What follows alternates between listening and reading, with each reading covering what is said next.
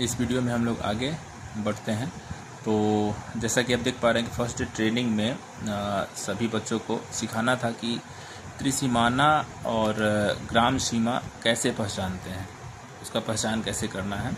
तो इससे पहले मैं ये बता दूं कि मेरे पास एक नक्शा है। इस नक्शे में देख सकते हैं कि मौजा का नाम लिखा हुआ है, थाना नंबर लिखा हुआ है, चादर नंबर लिखा हुआ है और अंचल भी लिखा हुआ है और ये कब पब्लिश हुआ था वो चीज़ लिखा हुआ है। नक्शे पे ये जो है नॉर्थ डायरेक्शन दिया हुआ रहता है। तो ये चीज़ आपको जब फील्ड में जाएं तो किसी से पूछ लें कि हाँ जी ये इस गांव में नॉर्थ किधर है, उस तरफ नक्शे को रख के उसके बाद ही इस नक्शा को समझने का प्रयास करें। दूसरा चीज़ नक्शे के बारे में और बताना चाहेंगे कि यहाँ पे एक चीज़ लिखा हुआ रहता है। जैसे इसमें लिखा हुआ है SS 01 05 03 45 175 00। तो इसमें जो SS है इसका अर्थ होता है कि स्पेशल सर्वे, यानी कि ये जो नक्शा है वो स्पेशल सर्वे का है। अगर ये नक्शा कैडेस्ट्रल सर्वे का होता तो यहाँ पे CS लिखा रहता। अगर ये नक्शा रिविजनल सर्वे का होता तो यहाँ पे RS लिखा रहता। चूँकि ये नक्शा स्पेशल सर्वे का है तो यहाँ पे SS लिखा हुआ है। अगर हम पीछे से देखें तो ये 2 अंक जो होता है उसका अर्थ क्या होता है कि इस नक्शे में एक ही चादर है, यानी कि ये 00, ये एक ही चादर है। अगर ये इसमें 2 चादर होता तो यहाँ पे रहता 01 और उसके बाद रहता दूसरे सीट में रहता 02 और उस 2 अंक को 00 को अगर हम छोड़ देते हैं, इस 00 को अगर हम छोड़ देते हैं तो हम क्या देखेंगे कि 175 दिख रहा है। यानी 175 का मतलब क्या है, वो थाना नंबर को इंडिकेट करता है और बाकी जो बीच के नंबर हैं वो इस नक्शे का नंबर होता है। तो यहाँ पे ये चीज़ देख सकते हैं, यहाँ पे 175 है, वही सेम चीज़ यहाँ पे दिखा रहा है कि 175 थाना नंबर है और ये सीट को इंडिकेट कर रहा है और ये आपका किस टाइप का ये सर्वे है उसको इंडिकेट कर रहा है। नक्शे में अगर हम और बात करें तो यहाँ पे देखिएगा संकेत चिन्ह दिया हुआ है, यानी कि ये जो चिन्ह दिए हुए हैं इन सभी का कुछ न कुछ मतलब होता है। यानी इस नक्शे में जो है ऐसे बहुत सारे चीज़ होंगे जो यहाँ पे दिए हुए हैं कि ऐसा अगर कोई चीज़ मिलता है तो उसका अर्थ क्या होता है। बस ये चीज़ आपको यहाँ से क्लियर हो लेना है। नक्शा में ऐसा कुछ भी मिलता है तो वो चीज़ आपको यहाँ से क्लियर हो लेना है कि ये किस चीज़ का सिंबल दिया हुआ है। अब अगर हम आगे बढ़ते हैं कि नक्शा में त्रिसीमाना को कैसे जाने, तो ट्राइजक्शन जो होता है उसका अर्थ क्या होता है कि उसका सिंबल तो ऐसा होता है ट्राइजक्शन का। ये देखिए यहाँ जो दिख रहा है त्रिभुज जैसा है, वो इसको बोलते हैं त्रिसीमाना। त्रिसीमाना इसको बोलते क्यों हैं, इसका अर्थ हम लोग समझते हैं। तो जहाँ भी 3 गांव का सीमा मिलता हो उस पॉइंट को क्या कहते हैं हम, ट्राई जंक्शन कहते हैं, त्रिसीमाना कहते हैं। यानी कि यहाँ पे कौन कौन सा गांव मिल रहा है, एक तो ये कायमपुर का 173 और दूसरा हुसैनपुर 172 और तीसरा कौन सा मिल रहा है, तो ये जिस गांव का ये नक्शा है चिश्ती। तो इस तरह से ये हम लोग ट्राई जंक्शन की पहचान करते हैं। यानी ट्राई जंक्शन पहचानना बिल्कुल आसान है। जैसे हमें दिख रहा है, देखिए हम बिल्कुल दिख रहा है कि हाँ जी ये ट्राई जंक्शन त्रिसीमाना जो है ट्रायंगल बना हुआ है। यहाँ पे यहाँ देखिए ट्रायंगल बना हुआ है। इस पॉइंट, ये जो पॉइंट होता है, ये जो लाइन है उसको हम लोग बोलते हैं तोखा लाइन। यानी कि ये ग्राम सीमा जो हमारा ट्राई जंक्शन के किस तरफ कौन सा गांव है वो गांव को बांटने के लिए होता है, जिससे बताता है कि इस लाइन से जो है, इस लाइन से जो है हमारा इस तरफ में कौन सा गांव है तो अनंतपुर, और इस तरफ में इससे अगर हम दाहिने बात करें तो कायमपुर। इस चीज़ को दर्शाने के लिए होता है। आगे बढ़ते हैं तो ये चीज़ तो हम समझ लिए ट्राई जंक्शन। अब आगे बढ़ते हैं कि ग्राम सीमा। तो सीमा हम किसको बोलते हैं, सीमा कहने का मतलब है कि अगर कोई ये गांव है, मान लेते हैं ये हुसैनपुर गांव है, हुसैनपुर गांव का जो सीमा है वो कौन सा सीमा है, ये हमें जानना होगा कि इसका सीमा जो है वो कौन सा है। तो ये जो डार्क लाइन दिख रहा है हमें, डार्क लाइन, वो क्या है, चिश्तीपुर और हुसैनपुर का बॉर्डर है, यानी यहाँ से ये जो लाइन है वो क्या कर रहा है, डिवाइड कर रहा है दो गांव को, हुसैनपुर को और चिश्तीपुर को डिवाइड कर रहा है, यानी दो गांव यहाँ से हमारे डिवाइड होते चले जा रहे हैं। इसमें भी देखिएगा तो वैसे ही हो रहा है कि ये अनंतपुर है और ये चिश्तीपुर है, यहाँ से ये बॉर्डर बना हुआ है, यहाँ से जो है ये डिवाइड होते चले जा रहे हैं, यहाँ तक ये डिवाइड हो रहे हैं, यानी ये डिवाइडेशन का काम कर रहा है। ये जो लाइन है वो दो गांव को डिवाइड कर रहा है, इसी को हम लोग क्या कहते हैं, ग्राम सीमा कहते हैं। अब ये चूँकि मेरा इस गांव का सीमा है, तो इस गांव के अंदर का पॉलीगॉन हमें दिख रहा है। अगर हम अनंतपुर का नक्शा लेंगे तो उधर का वो भी उसका बाउंड्री पे ऐसा ही दिखेगा, जो ऐसे यहाँ पे कटा हुआ है तो उसमें भी वैसे ही कटा हुआ मिलेगा और उसमें का पॉलीगॉन उसमें दिखाई देगा। तो ये तो हम समझ गए कि ये हमारा क्या होता है, ये जो हमारा पॉइंट, ये जो डार्क लाइन है वो क्या है, इस गांव का सीमा है, यानी कि यहाँ से हमारे, और इसको देखिए यहाँ पे देखिएगा कि आगे सब डिवाइड होते चले जा रहे हैं, यानी यहाँ से जो डार्क लाइन हमें दिख रहा है वो क्या है, इस गांव का सीमा है, वो डिवाइड करते हुए चला जा रहा है, दो गांव को डिवाइड करते हुए चला जा रहा है। ठीक, आगे हम देखते हैं। आगे तो बताना चाहेंगे कि ये दो चीज़ तो हम समझ गए कि ट्राई जंक्शन क्या होता है और बाउंड्री लाइन क्या होता है, यानी गांव का सीमा जो होता है वो क्या होता है, और जो त्रिसीमाना किसको बोलते हैं, ये चीज़ हम दो चीज़ समझ चुके हैं। इसके बाद हम सेकेंड डे के ट्रेनिंग में अगर आएंगे तो सेकेंड डे के ट्रेनिंग में जाने से पहले, वैसे सेकेंड डे का जो ट्रेनिंग था वो था क्या कि त्रिसीमाना एवं ग्राम सीमा की पहचान एवं निर्धारण, यानी कि उसको कैसे हम पहचानेंगे और उसको निर्धारित कैसे करेंगे। और पहले दिन में जो था वो त्रिसीमाना का नहीं था, एक्चुअल में पहले दिन में जो था वो था नक्शा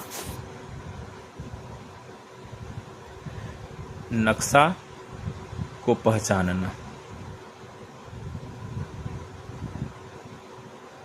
कि नक्शा को पहचानेंगे कैसे, वो कौन से गांव का है। तो अभी इस वीडियो में हम बताए थे पीछे कि कैसे पहचानना है।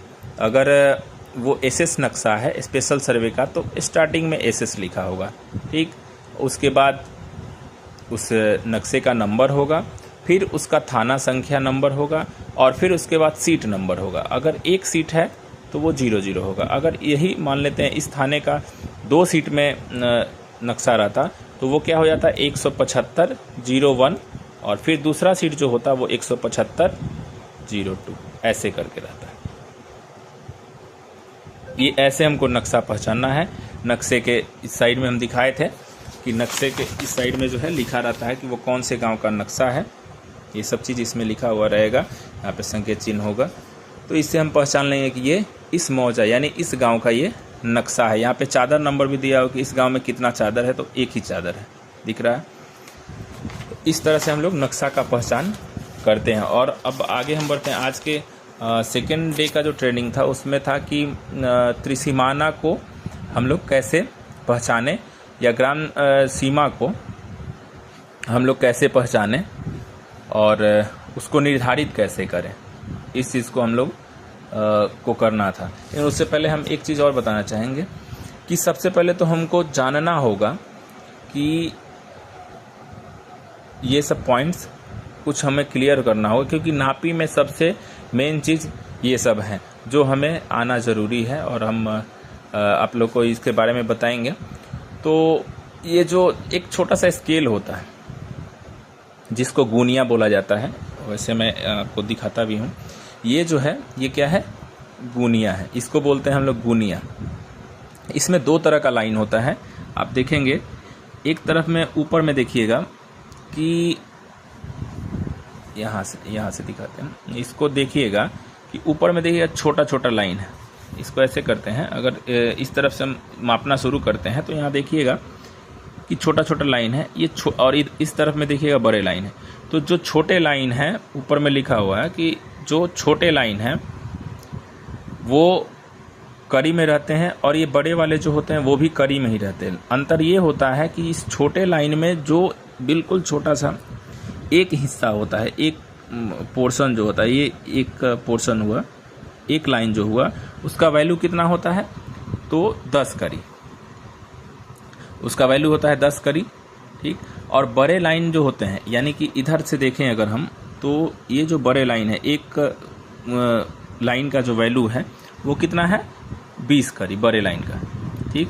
वैसे ही एक दूसरा स्केल होता है जिसमें जो 33-50 का होता है। 33-50 देखिए यहाँ पे इस स्केल में देखिएगा कि 33 ये है और यहाँ पे दिया हुआ है 50। इसमें भी वही चीज़ रहता है, लेकिन इसमें अंतर क्या होता है कि ये जो छोटा लाइन है, इसमें भी बड़े लाइन दिए हैं, इसमें छोटे लाइन भी दिए हुए हैं। तो बड़े लाइन जो होते हैं 33-50 के स्केल में जो बड़े लाइन होते हैं वो क्या किस में होते हैं? तो वो फीट में होते हैं। यानी एक लाइन का वैल्यू कितना हो गया? 10 फीट। और अगर इस तरफ से देखें हम इसको, तो ये गुनिया, ये जो है हमारा कड़ी में दिया हुआ रहता है। ये टोटल का टोटल कड़ी में दिया हुआ है। छोटे लाइंस जो हैं वो कड़ी में है और एक लाइन का वैल्यू इसमें कितना हो गया? तो 10 करी। वही चीज़ यहाँ पे इंडिकेट किया हुआ है कि ये जो स्केल है, इस स्केल में एक लाइन जो है वो 10 फीट का है। एक लाइन का वैल्यू जो हुआ वो 10 फीट, यानी कि इसमें जो एक छोटा सा जो ये लाइन दिख रहा है उसका वैल्यू 10 फीट है। जो बड़े लाइन है उसका वैल्यू कितना है? 10 फीट है। और जो छोटे लाइन्स हैं, छोटे लाइन, उसका वैल्यू क्या है? 10 करी है। अगला एक और स्केल आता है जो 25-50 का होता है। उसमें भी ऐसे ही छोटे छोटे लाइंस दिए होते हैं। एक तरफ में छोटे लाइन होते हैं, महीन लाइन होते हैं, और एक में थोड़ा सा बड़ा बड़ा लाइन होता है। ऐसे एक तरफ ऐसे बड़ा होगा, एक तरफ में ऐसे बड़ा लाइन होगा और एक तरफ में ऐसे छोटा लाइन होगा। तो जो 25-50 वाले स्केल होते हैं उसमें दोनों लाइंस क्या होते हैं? करी को इंडिकेट करते हैं। यानी जो छोटे लाइन है वो भी करी को इंडिकेट करेंगे और बड़े लाइन जो है वो भी करी को इंडिकेट करेंगे। किसमें? 25-50 वाले स्केल में। अब छोटे लाइन का वैल्यू कितना हो गया? 10 करी। और बड़े लाइन का जो वैल्यू है वो कितना हो गया? 20 करी। इतना तक क्लियर है? आगे बढ़ते हैं कि हम लोग देखते क्या हैं कि 1000 वर्ग करी जो होता है, अगर हम करी में मेजर कर रहे हैं तो 1000 वर्ग करी इक्वल टू क्या होता है? तो हमारा 1 डिसमिल होता है। छोटे लाइन करी का वैल्यू जो होता है, जो छोटा सा लाइन, एक लाइन हम इसमें ले रहे थे, ये देखिए इस स्केल में छोटा लाइन जो है हमारा, छोटा लाइन ये है, एक लाइन का जो वैल्यू है कितना है? 10 करी है। और इसको अगर हम फीट में कन्वर्ट करना चाहें तो 0.66 से कन्वर्ट करके देख लेंगे तो मालूम चलेगा कि एक लाइन का वैल्यू कितना आ रहा है? 6.6 फीट आ रहा है। अब यहाँ पे देखेंगे कि एक कट्ठा में कितना धुर होता है? तो 20 धुर, और एक धुर में 20 धुरकी होता है और एक धुरकी में 20 फुरकी होता है। चूँकि मैं वैशाली को ट्रेनिंग दे रहा था तो मैंने वैशाली के बारे में यहाँ पर लिखा है। वहाँ पे 6.5 हाथ का लग्गी चलता है, और नालंदा की बात करें तो नालंदा में 5.5 हाथ का लग्गी चलता है। तो इस लग्गी से जो है, अगर ये लग्गी के बारे में ना मालूम हो तो स्थानीय लोगों से जो उस गांव में रहते हैं उनसे आप पता कर सकते हैं कि आपके यहाँ कितने हाथ का लग्गी चलता है, वो बता देंगे। लग्गी के अनुसार लग्गी अगर हमें मालूम चल जाता तो हम आसानी से कैलकुलेशन निकाल सकते हैं। अब कैसे? जैसे हमें मालूम चल गया कि वो 5.5 हाथ का लग्गी है, तो एक हाथ का वैल्यू कितना होता है? 1.5 फीट। अगर वैशाली की बात करें तो 6.5 हाथ का लग्गी चलता है, तो एक हाथ का वैल्यू जब 1.5 फीट है तो उस लग्गी का लेंथ कितना हो जाएगा? लंबाई, यानी कि 6.5 में हम 1.5 से मल्टीप्लाई करेंगे तो मेरे पास आ जाएगा इतना। यानी कि वो जो लग्गी है वो इतना लंबा है, जो लग्गी है वो 9.7 फीट लंबा है। एक धुरकी में अगर हम बात करें तो कितना स्क्वायर फीट होता है? तो 4.75 स्क्वायर फीट होता है। और एक धुर की अगर बात करें, एक धुर हमें अगर निकालना होगा तो कैसे निकालेंगे? तो हम यहाँ आते हैं, यहाँ देखेंगे क्या कि अगर हमें लग्गी जो मेरा है वो 9.75 का है, तो इधर से 9.75 फीट ले लिए, और इधर से भी 9.75 फीट। जब हम इन दोनों का एरिया निकालेंगे तो एक धुर वो कितना आएगा, एक धुर, और एक धुर का वैल्यू कितना आएगा मेरा इतना 95.06 स्क्वायर फीट। वही चीज़ यहाँ पे इंडिकेट किया हुआ है कि एक धुर में इतना इंटू इतना इक्वल टू 95.06 फीट होता है।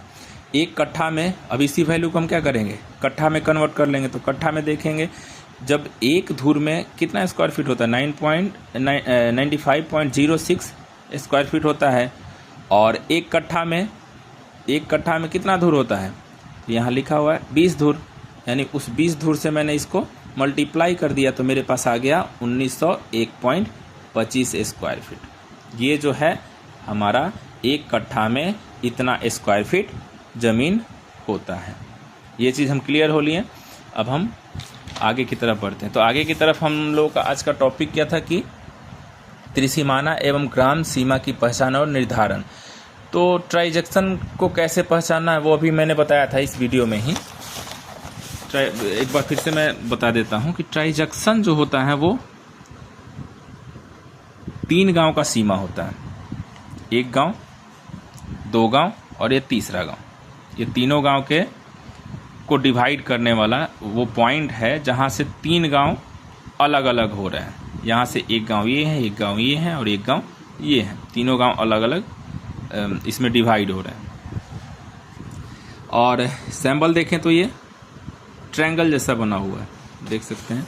इससे पहचान सकते हैं कि ये मेरा ट्रांजैक्शन है। इस नक्शा में ट्रांजैक्शन ये है। और बाउंड्री की बात करें तो बाउंड्री जो है मेरा, ये जो डार्क लाइन दिख रहा है, डार्क लाइन, वो मेरा बाउंड्री हो गया इस गांव का। इस गांव का बाउंड्री हो गया। बस इससे हमको क्लियर हो जाना कि ये तो मेरा बाउंड्री हो गया डार्क लाइन, और ये जो है वो ट्रांजैक्शन हो गया मेरा। आगे चलते हैं कि इसको निर्धारित कैसे करते हैं। तो निर्धारित करने के लिए हमको क्या करना होता है, थोड़ा सा निर्धारित करने के लिए क्या करना होता है कि अगर ये 3 गांव हैं, ये मैंने ट्रांजैक्शन बना लिया, और यहाँ पे 3 गांव, ये ए गांव है, ये बी गांव है और ये सी गांव है। तीनों गांव के अमीन अपने अपने मौजे में पहुँचे और वहाँ पे देखे क्या, जो इस गांव का अमीन है वो अपने नक्शे पे ऐसे 2 कॉमन पॉइंट्स चूज करेंगे जो एसएस और सीएस में मिलता हो, दोनों में मिलता हो, ऐसा कोई कॉमन पॉइंट हम देखेंगे। और स्थल पे भी वो पॉइंट मिलता हो, ऐसा नहीं कि स्थल पे वो पॉइंट ना हो सकता है कि रैयत जो है उसको मेढ़ बनाए होंगे अपने खेती के लिए और फिर इस मेढ़ को तोड़ दिए होंगे या टूट गया होगा। ये दहाड़ का क्षेत्र होगा, बाढ़ग्रस्त अगर इलाका होगा तो वहाँ पे वो टूट गए होंगे। तो हमें ऐसे पॉइंट्स को देखना है।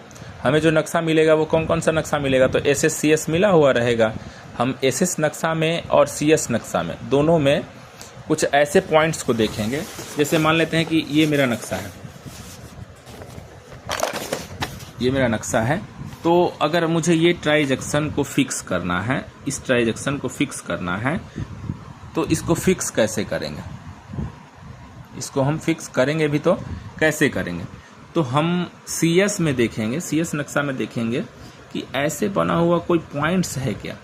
अगर सीएस नक्शा में ये मान लेते हैं ये सीएस नक्शा है, तो मुझे मिल गया कि ये एक पॉइंट है, ये चौमेरा है, ये क्योंकि चारों तरफ जा रहा है ये, तो ये चौमेरा हो गया। तो ये पॉइंट मेरे एसएस नक्शा में भी है क्या, इस चीज़ को हमको देखना होगा, क्लियरिफाई करना होगा कि वो पॉइंट, ये पॉइंट जो है अगर दोनों नक्शा में है और स्थल पर भी है, तो इस पॉइंट को हम एक बार मार्क कर लेंगे कि ये पॉइंट मुझे तो भैया हर जगह मिल रहा है, यानी कि एसएस में भी मिल जा रहा है, सीएस में भी मिल जा रहा है और स्थल पे भी अभी अवेलेबल है।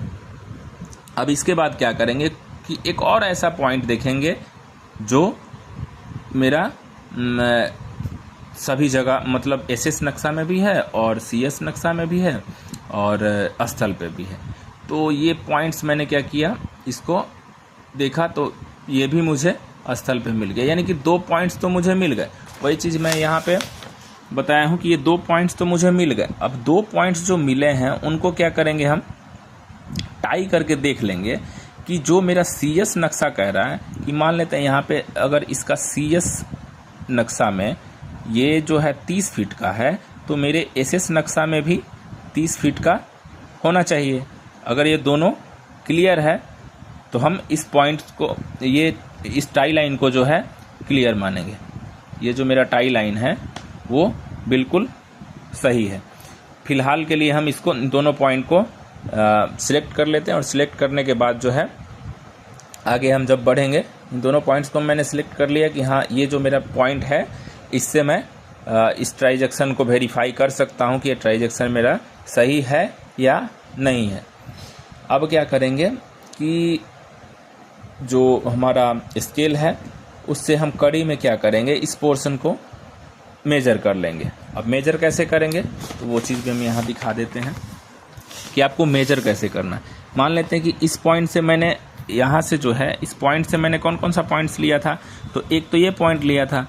अब इस पॉइंट को हम एक बार ऐसे माप करके देख लेंगे, ऐसे मेजर करके देख लेंगे तो देखेंगे क्या कि ये 100, 200, 300, 400, 450 करी आ रहा है। अब 450 करी मेरे पास आया तो करी को कन्वर्ट करने के लिए मैंने बताया था कि अगर करी में है तो उसको कन्वर्ट करने के लिए 0.66 फीट से मल्टीप्लाई कर देंगे तो मेरे पास वो फीट में आ जाएगा।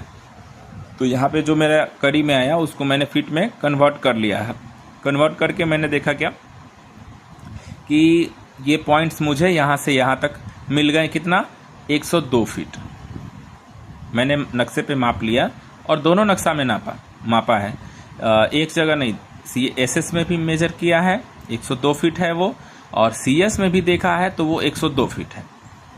यहाँ से जब हम इसको देखेंगे इस पॉइंट्स को तो ये पॉइंट भी मेरा 101 फीट आ रहा है CS में भी और SS में भी, दोनों में 101 पॉइंट आ रहा है, यानी कि ये दोनों पॉइंट मेरा सही है। अब ETS वाले क्या करेंगे, अगले गांव के अमीन भी सेम वैसे ही करेंगे कि वो भी अपने नक्शा में इस चीज़ को मिला लेंगे। उनका भी नक्शा में आ गया 96 फीट और इधर आया नक्शा में 28 फीट और इधर आया नक्शा में यहाँ से यहाँ तक की दूरी 98 फीट। इसमें देखेंगे तो यहाँ तक भी आया, इसमें आया नक्शा में 102 फीट और इसमें आया, इस पॉइंट का आया 105 फीट। इसका टाई लाइन जो है वो आया 56 फीट। ये पहले से मैंने कैलकुलेट करके रखा हुआ है, उस चीज़ को हम दिखा रहे हैं।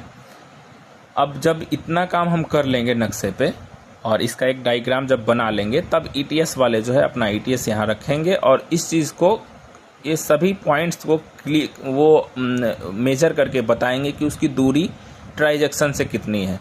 जैसे वो पहले पॉइंट को लिए तो उन्होंने बताया कि ये ETS का जो दूरी है वो यहाँ से, यानी कि यहाँ से लेकर के और यहाँ तक की दूरी कितनी है, 100 फीट है और मेरा कितना आ रहा था नक्शे पे 101 फीट। फिर वैसे ही इस पॉइंट को वो बताएंगे कि ये मेरा 100 फीट है, यानी कि हमारा नक्शे में कितना आ रहा था 102 फीट, ETS वाले कह रहे हैं कि 100 फीट है। इस गांव में चलेंगे तो वो बताएंगे कि यहाँ से जो इसकी दूरी थी वो है, ETS की दूरी थी 92 फीट और मैंने कितना मापा था नक्शे पे 96 फीट। एरर है इसमें। अब यहाँ देखेंगे कि यहाँ से यहाँ तक की दूरी मैंने मापा था इसको 98 और ETS वाले कह रहे हैं कि ये है 95। टाई जो मैंने किया था वो टाई तो चलिए वो सही बता रहे हैं कि ETS भी सही है और मेरा मैंने जो मैप पे मापा था वो भी टाई सही है। अगर टाई लाइन वगैरह सब सही है तो ये पॉइंट्स मेरा सही है, ये दोनों पॉइंट्स मेरा सही है। अब हमको फिक्स करना है ट्राइजेक्शन को। ट्राइजेक्शन को मुझे फिक्स करना है। यहाँ भी ETS देखिए 104 है और यहाँ पे 104 जो है ETS वाले बता रहे हैं और यहाँ पे 107 बता रहे हैं, 107 बता रहे हैं। इसको मैंने बाद में जब फिक्स किया था तब ये 5 हो रहे थे। अब हम क्या करेंगे कि ये तो चूँकि यहाँ पे क्या हो रहा है, यहाँ पे मुझे चाहिए था 96 फीट और मुझे मिला कितना 92 फीट, यानी ये जो पॉइंट है वो कहीं ना कहीं इस तरफ में भागेगा। इस यहाँ से तो वो इस पॉइंट से कहीं ना कहीं इधर जाएगा, यहाँ पे जाएगा। अगर यहाँ पे जाएगा तो ये मेरा 96 फीट होगा, 92 से 4 फीट बढ़ के 96 फीट हो जाएगा। और ये जो है मेरा आया था कितना 98 फीट और ETS वाले बोले थे 95 फीट, तो 95 फीट से बढ़ के ये 98 फीट पे हो जाएगा। ठीक, अब इधर देखेंगे तो ये मेरा 101 आया था, ETS वाले 100 कह रहे थे, तो कहीं ना कहीं ये 100 पे ये बैठ जाएगा कि ये यहाँ से यहाँ की दूरी जो है वो 100 है। फिर यहाँ से यहाँ की जो दूरी देखेंगे वो मेरा 102 आ रहा था, वो भी बैठ जाएगा 100 के आसपास, यानी कि वो 100 पे वो भी बैठ जाएगा। इधर देखेंगे क्या हो रहा था यहाँ पे कि मेरा नक्शा कर रहा था 102 और आ रहा था 104। तो जब हम इस पॉइंट को खिसका के जब हम इधर लाए हैं तो ये 2 से तो कुछ ना कुछ कम होगा, 4 से कुछ ना कुछ कम होगा, यानी कि वो 102 के रेंज में बैठ जाएगा। 102 बैठे, 102 फीट 2 इंच बैठे, 4 इंच बैठे, ऐसे करके वो बैठ जाएगा यहाँ पे।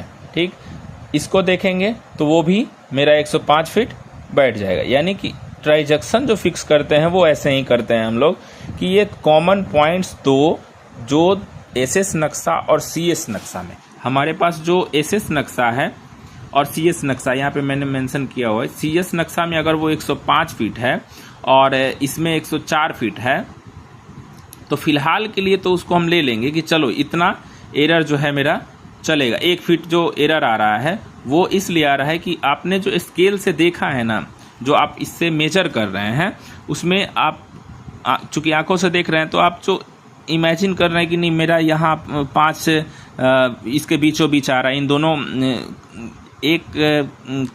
10 कड़ी के बीच में आ रहा है, तो हमने यहाँ पे 5 फीट लिया था।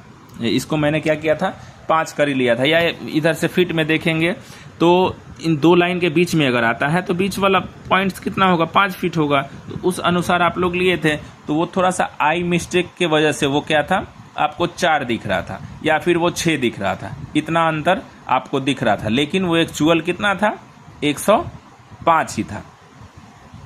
और ETS वाले भी उसको जब क्लियरिफाई किए तो आप एकदम बिल्कुल क्लियर हो गए, क्योंकि ETS में एरर तो ज़्यादा आया नहीं हमारे पास।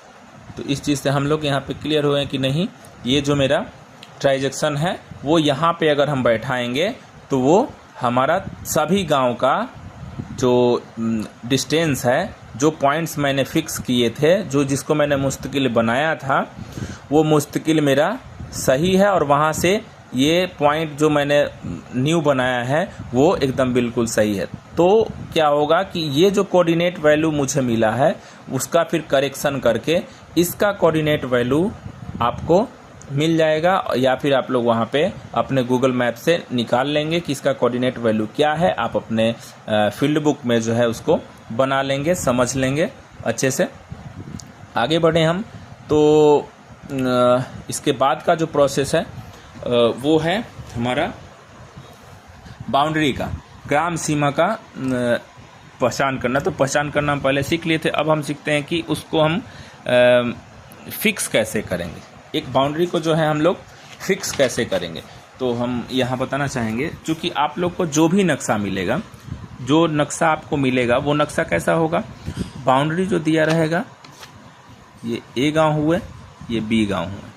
तो अगर ए गांव का नक्शा आपको प्रोवाइड हुआ है तो इसमें तो आपके सारे पॉलीगॉन्स बने रहेंगे, इसमें ए टू जेड पॉलीगॉन्स रहेंगे, इसमें खेसरा रहेंगे।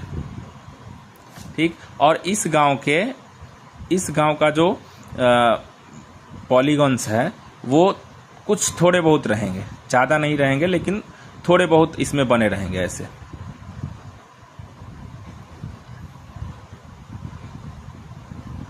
ताकि आप पहचान पाएँ कि हाँ, यहाँ से अगर हम वेरीफाई कर रहे हैं तो यही वाला एरिया है, वो पहचानने के लिए हो गया। या वो कुछ कॉमन पॉइंट्स भी हो सकते हैं जहाँ से आप इस बाउंड्री को वेरीफाई कर सकते हैं। जो आपको नक्शा मिलेंगे उसमें बाउंड्री जो होंगे दो, अगर यहाँ पे मान लेते हैं कि ये आपका बाउंड्री है और इसके बाद में कोई पाइन से वो डिवाइड हो रहा है दूसरा गांव, तो अगर ये पाइन जो है इस गांव में है और अभी प्रेजेंट में हमको क्या दिख रहा है, प्रेजेंट में दिख रहा है कि ये जो अलंग है या ये जो बांध है वो क्या है, ऐसे अभी प्रेजेंट में हमको दिख रहा है। तो जो हमें एसएस बाउंड्री नक्शा मिला हुआ है उसमें ये चीज़ ज़रूर क्लियर किया हुआ होगा, डॉटेड लाइन। यानी हमारा जो नक्शा कह रहा है सीएस नक्शा, उसमें बाउंड्री लाइन कौन सा है, ये है। और जो हमें एसएस मिल रहा है उसमें क्या है, ये डॉटेड लाइन है। जो हमें अभी बाउंड्री वेरिफिकेशन के लिए मिला उसमें दोनों ये पॉइंट्स होंगे। हमको क्लियर करना है कि हमारा बाउंड्री ये वाला है या एक्चुअल में ये वाला है। इन दो चीज़ को हमको क्लियर करना है। अब क्लियर करने के लिए हम लोग करते क्या हैं, तो ये मेरा अगर बाउंड्री है, अगर कोई एक बाउंड्री ये मेरा है और एसएस जो नक्शा हमें मिला हुआ है बाउंड्री वेरिफिकेशन के लिए वो कुछ इस तरह से दिया हुआ है। ये मेरा यहाँ से मैंने कोई एक पॉइंट, कॉमन पॉइंट जो हमारे नक्शा में और स्थल पे दोनों पे अवेलेबल है सीएस और एसएस में, उसके अनुसार इससे क्या करेंगे हम, पहले तो इस गांव के भी नक्शे को मैं देखूंगा, यहाँ पे भी हम देख लेंगे। अब हम करेंगे क्या कि इन दोनों को पहले एक बार क्लियर करके देख लेंगे ईटीएस से कि इनका जो डिस्टेंस है वो क्या है, इनका डिस्टेंस क्या है। ठीक, ये क्लियर हो गया। और नक्शा पे पहले मैंने काउंट कर लिया था, या इसको काउंट कर लेना है कि यहाँ से इसका जो डिस्टेंस है, जो मेरा सीएस नक्शा कह रहा है, सीएस ये जो है मेरा सीएस पॉइंट हो गया, सीएस बाउंड्री हो गया। ठीक, ये सीएस बाउंड्री हो गया और ये प्रेजेंट का बाउंड्री हो गया, जो अभी खिसक के यहाँ चला गया होगा, या हो सकता है कट के मेड़ वगैरह कट के यहाँ तक पहुँच गया है ये। तो हमें करना क्या है कि यहाँ से यहाँ तक का एक डिस्टेंस मैंने ले लिया। ठीक, ये मालूम चलेगा 10 फीट है। ठीक, और एक डिस्टेंस मैंने यहाँ तक लिया, कहाँ तक, यहाँ तक, ये इस डिस्टेंस तक, यहाँ तक, तो ये मालूम चला कि 11 फीट है। अब इधर से भी हम क्या करेंगे कि इनका बाउंड्री क्या है, या तो ये हो सकता है या फिर ये हो सकता है, इन दोनों में से कोई एक इनका बाउंड्री होगा, इन दोनों में से कोई एक बाउंड्री होगा। ये मैंने इसलिए बनाया है कि कहीं पे पाइन होगा, कोई नदी वगैरह होगा, तो वहाँ पे डिवाइडेशन के लिए कि अलग 50% इनका हो जाएगा, 50% इनका हो जाएगा, उसके लिए बनाया। तो जैसे ये मैंने जो बनाया, इसको मैं यहाँ से वेरीफाई कर रहा हूँ कि ये कितना है, ये क्या है। और अगर ये खिसक के दूसरे गांव में चला गया है तो वो कुछ इस तरह से बना हुआ मिलेगा मुझे, या हो सकता है कि कुछ ऐसा मिले, इस तरफ खिसका हुआ मिले। तो हमें वेरीफाई यहाँ से क्या करना है, इस पॉइंट को करना है और इस पॉइंट को करना है, दोनों पॉइंट को कर लेना है। ये आया मेरा 12 फीट और यहाँ से जो आया वो आया 13 फीट। नक्शा जो है मेरा सीएस नक्शा में और एसएस नक्शा में, ये पॉइंट मेरा जो बाउंड्री दिखा रहा है सीएस नक्शा में, उस पॉइंट से जो स्थल पे अवेलेबल है वहाँ से मेरा जो सीएस नक्शा में दिखा रहा है वो कितना दिखा रहा है, 12 फीट। यानी कि 12 फीट अगर कह रहा है तो मेरा ये बाउंड्री सही है और मैं रेड लाइन इस बाउंड्री पे चलाऊंगा, या इस बाउंड्री पे ही चलाना है, इस बाउंड्री पे नहीं चलाना है।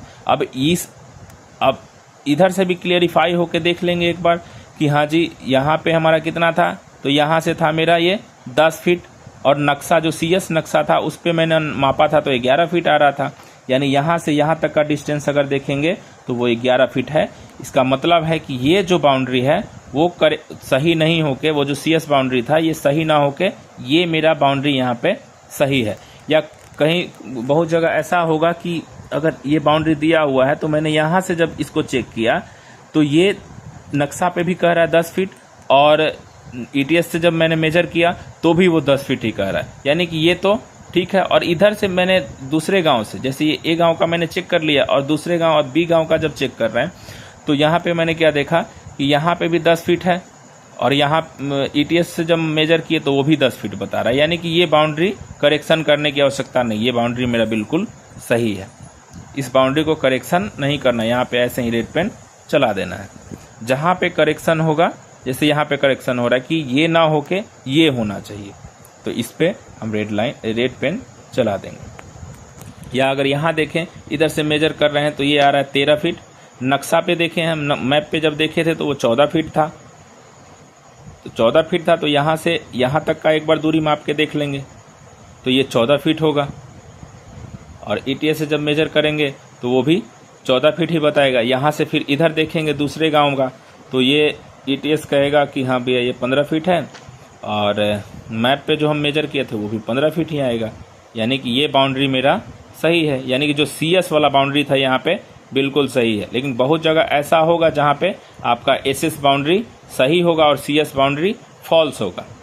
तो इस चीज़ को ध्यान में रखते हुए हमको बाउंड्री का करेक्शन करना है। और बाउंड्री करेक्शन के लिए जो है हमें अगर इस पॉइंट से इस पॉइंट को देखना है तो ऐसे ही देखना होगा, ऐसे देखना होगा, या यहाँ से यहाँ को देखना है तो ऐसे देखेंगे। यानी ये पॉइंट्स को हमको वेरीफाई करना है कि ये जो नक्शा, ये जो दिया हुआ है बाउंड्री मेरा गांव का, वो सही है या नहीं है। बस इस चीज़ को हमें क्लियरिफाई करना होता है बाउंड्री वेरिफिकेशन में।